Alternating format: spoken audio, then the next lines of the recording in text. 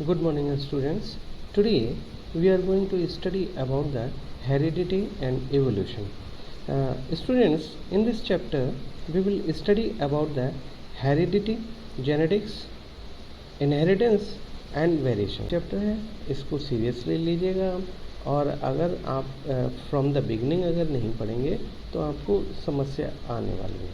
ठीक है, तो मैं आपसे यही कहना चाहता हूँ कि इसको बड़े कूल होकर और कामली और कोई भी गैप्स के बगैर इसको स्टडी करें। Okay, so best of luck. So we will study one by one the topics which we are going to cover. Okay, so first of all we should discuss about the genetics. What is genetics? Genetics actually ये biology की branch होती है. Okay, genetics is a branch of biology which tell us, which deals us, okay, जो हमें बताती है about the heredity and variations. Okay, ये biology की ऐसी ब्रांच है जिसकी वजह से या जो हमें बताती है या जिसकी वजह से हमें ज्ञात होता है या हमें इंफॉर्मेशन मिलती है या हमें नॉलेज मिलती है कि कैसे कैरेक्टर्स ट्रांसफ़र होते हैं वन जनरेशन से दूसरे जनरेशन में, one generation to the next generation. ठीक है, और वेरिएशंस कैसे होते हैं एक जनरेशन से दूसरे जनरेशन में वेरिएशंस होते हैं। तो वो वेरिएशंस क्यों होते हैं, किन कारणों से होते हैं, इन सभी की स्टडी हमें करने को मिलती है। That is the branch of biology which is known as genetics. Okay, तो ये जेनेटिक्स करती क्या है, कैसे कैसे हम इसको स्टडी करते हैं। Actually to study about the organisms history, okay, और organisms characteristics, okay, हमें क्या करना होता है, हमें किसी भी ऑर्गेनिज्म के या इंडिविजुअल के जेनेटिक मटेरियल को हम स्टडी करते हैं। ओके, जेनेटिक मटेरियल को हम स्टडी करते हैं, उसके बेसिस पर उसका स्ट्रक्चर देखते हैं, स्ट्रक्चर कैसा है, उसका फंक्शन कैसे कर रहा है, उसके कंपोनेंट्स हैं वो कैसे फंक्शन करते हैं। ठीक है, तो इसके बेसिस पर हम कह सकते हैं कि उसमें स्पेशल टाइप के, किसी भी इंडिविजुअल में स्पेशल टाइप के कैरेक्टरिस्टिक फीचर्स दिखाई देते हैं। तो जेनेटिक मटेरियल में अगर कुछ वेरिएशंस आते हैं दैट मीन्स उसकी जेनेटिक पूल में या फिर जेनेटिक इंफॉर्मेशन में कुछ चेंजेस आ गए हैं और those changes they are transferred from one generation to the next generation. तो अगर एक बार चेंजेस आ गए तो वही चेंजेस भी नेक्स्ट जनरेशन को ट्रांसफ़र होते हैं।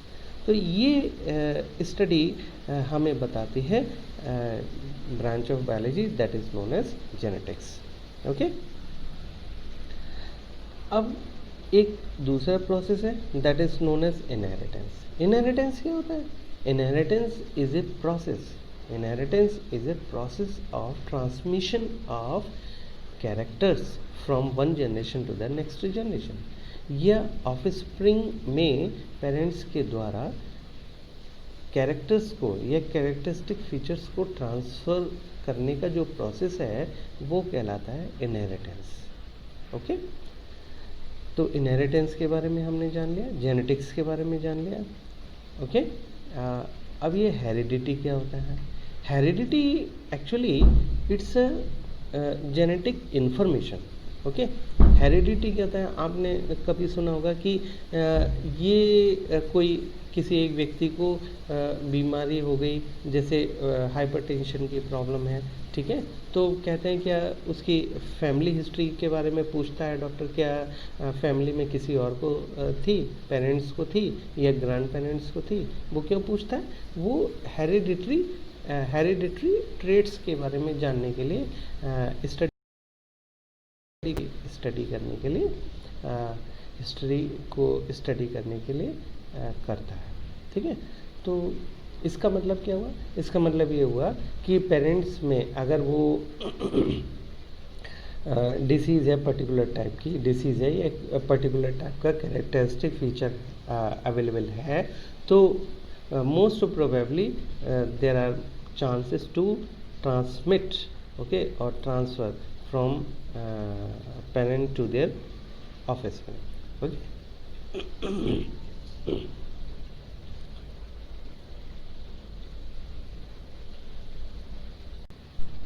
ओके जब हम किसी भी ऑर्गेनिज्म को किसी दूसरे ऑर्गेनिज्म से सिमिलर बताते हैं, ओके, जैसे एक पर्टिकुलर टाइप की स्पीशीज़ की बात करें, जैसे कि ह्यूमन बीइंग्स की बात करते हैं हम, तो हम क्या देखते हैं, हम देखते हैं कि कुछ ऐसे स्पेसिफिक फीचर्स होते हैं, है ना, जो कैरेक्टरिस्टिक फीचर्स होते हैं, है ना, जो कि दूसरी स्पीशीज़ में नहीं पाए जाते हैं, तो इसीलिए उनको कैरेक्टरिस्टिक फीचर्स बोल देते हैं, है ना। जैसे कि ह्यूमन बीइंग्स के कुछ कैरेक्टरिस्टिक फीचर्स के बारे में बात करें तो हम फॉर एग्जांपल कॉम्प्लेक्शन, है ना, shape of the nose, chin, colour of eye, hair और हेयर कलर, ठीक है, इनकी स्टडी करते हैं। तो हेयर्स कैसे होते हैं, तो इनकी स्टडी करते हैं तो हम कहते हैं we are studying and we are discussing about the features, characteristic features of human beings. तो ये कैरेक्टरिस्टिक फीचर्स हैं जो कि ह्यूमन बीइंग्स में ही आपस में दिखाई देंगे या सिमिलर दिखाई देंगे, इसलिए इनको कैरेक्टरिस्टिक फीचर्स बोलते हैं। आपने देखा कि ह्यूमन बीइंग्स में जो फीचर्स होते हैं या कैरेक्टरिस्टिक फीचर्स होते हैं वो दूसरी स्पीशीज से सिमिलर होते हैं क्या? नहीं, ऐसा नहीं होता। कुछ मायनों में तो सिमिलर होते हैं। जैसे फॉर एग्जांपल अगर हम बात करें कि ह्यूमन बीइंग्स में नोज़ होते हैं, लिप्स होते हैं, 2 आइज़ होती हैं। अगर फॉर एग्जांपल हम मंकी से सिमिलैरिटीज़ अगर देखते हैं तो मंकीज़ में भी 2 आइज़ होती हैं, नोज़ होता है, ठीक है, 2 लिप्स होते हैं, 2 years they are also having as similar to the human beings, है ना। तो उनके जैसे कुछ स्ट्रक्चर्स तो सिमिलर दिखाई दे रहे हैं, बट जो एग्जैक्टली सिमिलर नहीं दिखाई दे रहे हैं तो वो डिसिमिलैरिटीज़ होती हैं, है ना। तो कुछ मायनों में तो हम सिमिलर दिखाई दे रहे हैं, but we are resembling more towards the members of our same species, isn't it? Okay, so heredity के बारे में एक बार हम और डिस्कस कर लेते हैं। हेरिडिटी क्या होता है? Heredity it is a information, genetic information that is being transferred from one generation to the next generation, और the transmission of traits, traits भी कह सकते हैं, ठीक है। the transmission of traits from parents to their offspring is called the heredity, okay. the hereditary information in parents, in the gametes of the parents, is in the gametes of the parents। ये hereditary information कहाँ होती है individual में? ये actually parents के gametes में होती है, and because of these gametes only the information is being transferred from parents to their offspring, okay. यही एक कारण या फिर रीज़न या कॉज हो जाते हैं जो कि पेरेंट से जेनेटिक इंफॉर्मेशन या फिर मटेरियल ट्रांसफ़र होता है ड्यूरिंग द सेक्सुअल रिप्रोडक्शन। ये सेक्सुअल रिप्रोडक्शन बहुत इम्पॉर्टेंट प्रोसेस होता है, okay. Because of this process only that is the first reason, okay, to show the differences or variation in the offsprings, okay, from the parents to their to them, okay.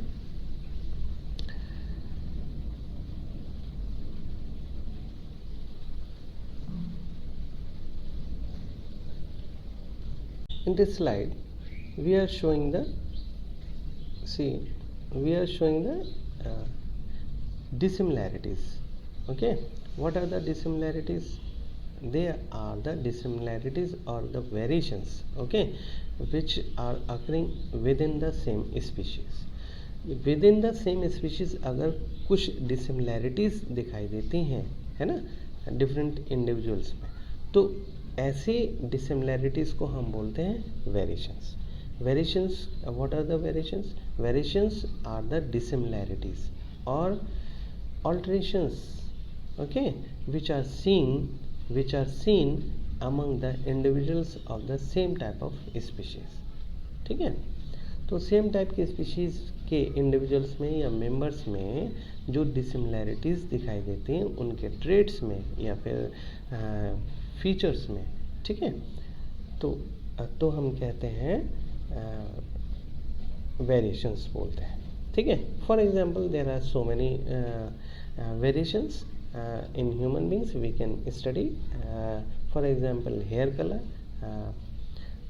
then changes in the nose, change in the eye color, okay, formation of the lips, shape of the lips you can say, okay, there are so many and a lot of examples are given in this slide. Okay, so further we have to move on different topic.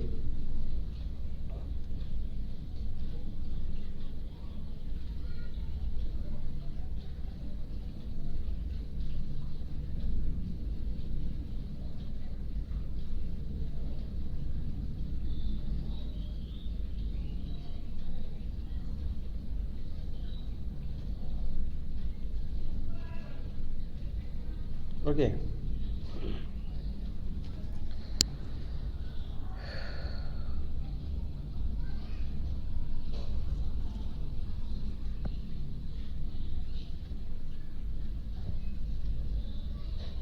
so dear students, variations क्या होते हैं, कैसे होते हैं, okay, और इनका accumulation कैसे होता है, इनके बारे में हम स्टडी करेंगे. वेरिएशंस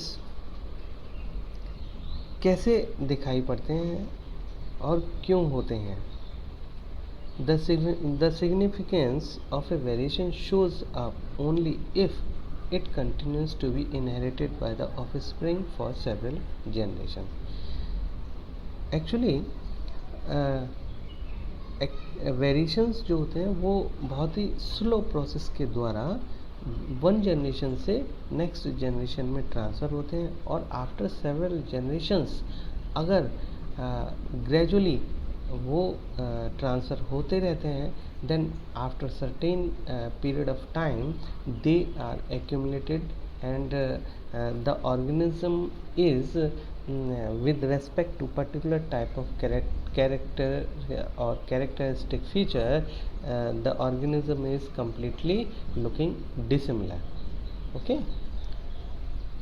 तो इस तरीके से हम कह सकते हैं जब ऑर्गेनिज्म का जो पर्टिकुलर टाइप का ट्रेड है जो कि एक ऑर्गेनिज्म में दिखाई दे रहा है और दूसरे ऑर्गेनिज्म में दिखाई नहीं दे रहा है आफ्टर सेवरल जनरेशन्स, तो हम कह सकते हैं कि ऐसे ऑर्गेनिज्म में accumulation of variation is taking place.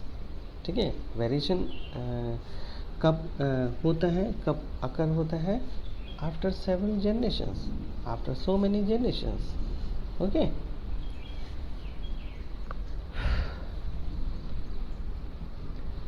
Then ये वेरिएशंस होने का कारण क्या होता है? ये वेरिएशंस होने का कारण है, सबसे इम्पोर्टेंट और सबसे बड़ा कारण जो होता है that is the sexual reproduction. ये सेक्सुअल रिप्रोडक्शन में ही सबसे मेन कारण छिपा होता है, that is hidden in sexual reproduction. And you know in higher organisms like fungi, plants and animals, they are possessing the sexual reproduction. Okay, sexual reproduction के process को पोजेस करते हैं हायर ऑर्गेनिजम्स. हायर ऑर्गेनिजम्स की बात करें तो कौन कौन से ऑर्गेनिजम्स आते हैं? Fungi, plants and animals. ठीक है, एसेक्सुअल रिप्रोडक्शन में क्यों नहीं होता? क्योंकि एसेक्सुअल रिप्रोडक्शन में the cells are formed all alike.